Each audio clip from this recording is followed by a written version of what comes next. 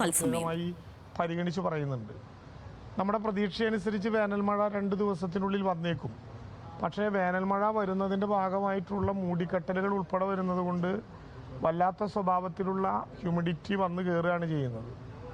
ആരോഗ്യ പ്രശ്നങ്ങളോടൊപ്പം തന്നെ ചൂട് വർദ്ധിക്കപ്പെടുന്ന സാഹചര്യത്തിൽ തീപിടുത്തം ഇപ്പോൾ നമ്മൾ കാണുന്ന ഏറ്റവും പ്രധാനപ്പെട്ട ഒരു അപകടം എന്ന നിലയിൽ പാമ്പ് കടി മൂലമുണ്ടാകുന്ന പ്രശ്നങ്ങൾ, ഇത് സംബന്ധിച്ച് അതീവ ജാഗ്രത ഉണ്ടാക്കണം എന്ന് എല്ലാ വകുപ്പുകളോടും പൊതുജനങ്ങളോടും മുന്നറിയിപ്പ് നൽകിയിട്ടുണ്ട്.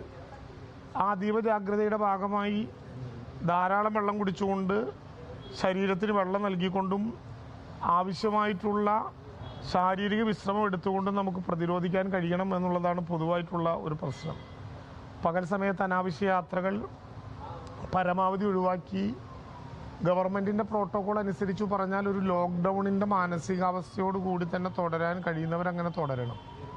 പ്രത്യേകിച്ച് ഹൃദ്രോഗം, പ്രമേഹം, ചർമ്മരോഗങ്ങൾ, ക്യാൻസർ പോലെയുള്ള ആരോഗ്യ പ്രശ്നങ്ങളുള്ള ആളുകൾ നമ്മുടെ പ്രിയപ്പെട്ട പൊതുസമൂഹത്തിനകത്ത് പ്രത്യേകമായ ശ്രദ്ധ ഉണ്ടാകേണ്ടതാണ്.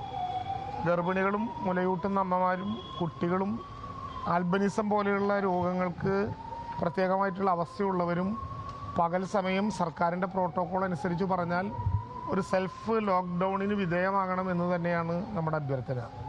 വീടിനും തൊഴിലിടത്തിനും അകത്തും പുറത്തുമുള്ളവർ ധാരാളമായിട്ട് വെള്ളം കുടിക്കുകയും വായുസഞ്ചാരം ഉറപ്പാക്കി ശരീരം തണുപ്പിക്കാൻ ശ്രമിക്കുകയും ചെയ്യണം എന്നുകൂടി പറഞ്ഞിട്ടുണ്ട്.